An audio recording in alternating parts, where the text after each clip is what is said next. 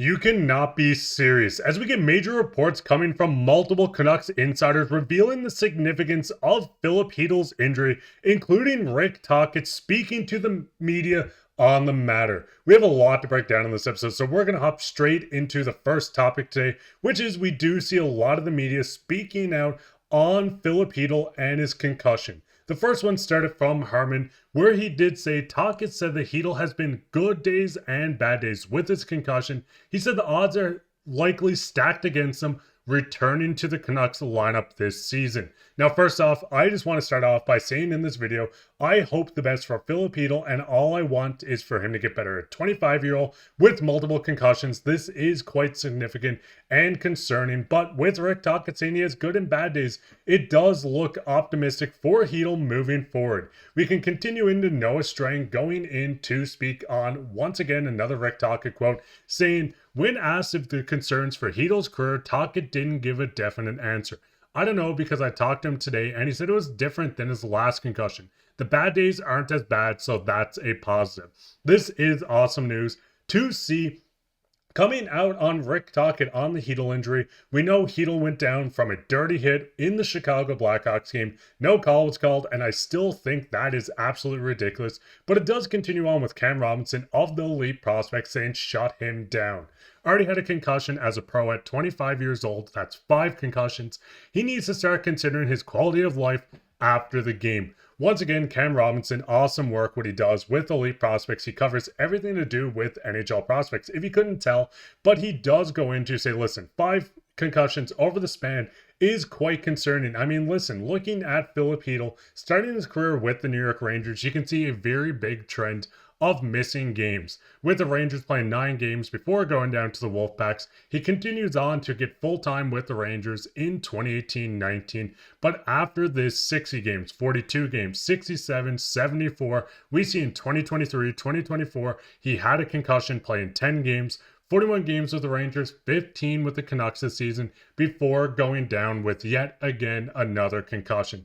Filip Chytil has really went through it at the age of 25, still a young player and so much promise in the NHL. With the Canucks 6 points, 2 goals, 4 assists in its 15 games. As you can see from the intro clip, which I'm going to run real fast, is Chytil was electric playing with this Canucks team, scoring this goal versus the Detroit Red Wings, firing the crowd up. Chytil was awesome and an awesome play driver on this Canucks team, and there's nothing more than what I want to see is Chytil getting back into this lineup, if it's not this season, to start 25-26 with the Vancouver Canucks. Listen, looking at Chytil's stats, 13 goals, 13 assists for 26 points this season alone in 56 games. He's a big play driver. He played awesome with some elite wingers on his side with the Vancouver Canucks. With the New York Rangers, he was, I believe, on their third line. But Chytil does have a lot of promise. Only 25 years old, almost 26. He still has so much more that he can develop in his game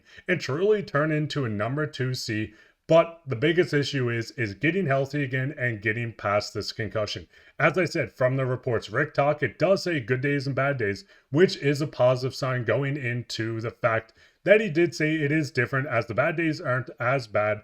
Filip Chytil needs to work on just feeling better. This is the main thing. And as I said, I want people to realize this is bigger than just the game of hockey. Filip Chytil getting healthy is the main thing. And it does have a lot of concern for people around the NHL like Cam Robin himself. But looking at Filip Chytil, we know he is with the Vancouver Canucks. He's on his 2nd year of his 4-year contract, signing this with the New York Rangers, coming over in the JT Miller trade, making $4.4 million. This is the steal of a contract if he comes back for the Canucks to start next season and is able to station himself on this Canucks team as a full-time second-line center, as a play driver to maybe play with Brock Boeser if he does end up coming back. We've seen him work with Connor Garland. We've seen him work with Drew O'Connor. He didn't get enough time to really build his chemistry with this team, and this is a Canucks team, and I do want to segue into the multiple injuries that they are dealing with right now. Looking at this Canucks team going into the final stretch of 8 games, going into the playoffs, if they do end up making it, this is what the current center depth looks like. Pius Suter, Teddy Blueger, Atu Ratu, and Neil Zaman. This is not a deep center core with this team. The wingers look great, and they picked up a lot of new faces on this team in Drew O'Connor. DeBrusk is a guy they picked up this offseason. There's some new names on this team, but this center position is something the Canucks need to fill out. Yes, you are without right now Petey and Chytil. You're also without someone that was playing on the top line with Petey in Höglander. But this is a Canucks team that has not been able to stray away from injuries this entire season, and they're quite snake-bitten at this point. Looking at the injuries, as I said, Chytil, Höglander, Pettersson. Right now, Julesen's out for the season with his surgery as well. We've seen all their players go down. Quinn Hughes was out going into the Four Nations, holding him out of the Four Nations. Hronek was hurt to start the year. Demko was out to start the year, and just recently came back and looking phenomenal, do say, on this Canucks team. This is a team that has dealt with so much adversity when it came to injuries this season. And listen, they're battling for a playoff spot. It's not over yet. Still just about a 10% chance to make the playoffs. But the biggest thing with this Canucks team is finding consistency, and it's so hard to do this with the multiple injuries that they have dealt with throughout this season. Looking at the next 8 games, it doesn't really get easier. Right now, Seattle and the Anaheim Ducks should be both wins. You go into a hard stretch of games playing the Vegas Golden Knights, Dallas Stars, Colorado Avalanche, and Minnesota Wild to finish it off with one of the worst teams in the NHL with the San Jose Sharks, and then follow up the season finale versus the Golden Knights. These are must-win games. They need to either pass the Minnesota Wild, which they do play on the 12th of April. They need to pass the St. Louis Blues that are 10-0 in their last 10. This does not get easier for the Vancouver Canucks, and it's going to take a true miracle or this team really stepping up with what they have down the middle right now and with the rest of the team. I mean, Hughes is carrying this team, playing almost 30 minutes a game, it feels like, every single night. This is a team that's going to have a tough stretch of games going into the final 8 games of April. Right now, we do see the Calgary Flames are 1 point ahead with a game in hand.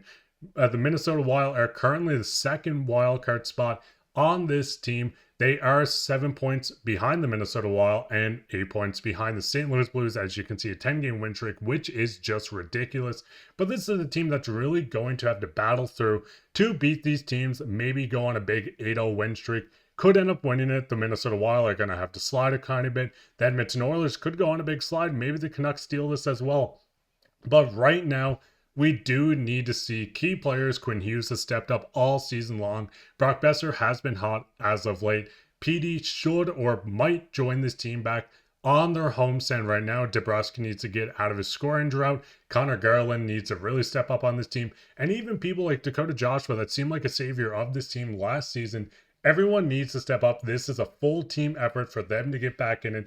But what's your guys' thoughts on this? What's your thoughts on the Chytil injury? What's your thoughts on his concussions, just having good days and bad days, his bad days not being so bad? And what's your thoughts on comments like Cam Robinson saying, shut him down? The quality of life is bigger than the game, and I already have 5 concussions. At 25 years old, is hard to come back from. Listen, I know it's a real hard subject. It is news that no one wants to hear, but this is something that Chytil is going through right now, and we do hope he gets a lot better. And listen, as I said, life matters more than hockey, and Chytil getting healthy is the main thing in this. But that'd be it for this episode. I've been your host, Mark Pye. If you enjoyed it, make sure to go down, hit the like, subscribe, share this with your friends. We'll be back with another episode, so keep your eye out for that. But take good care.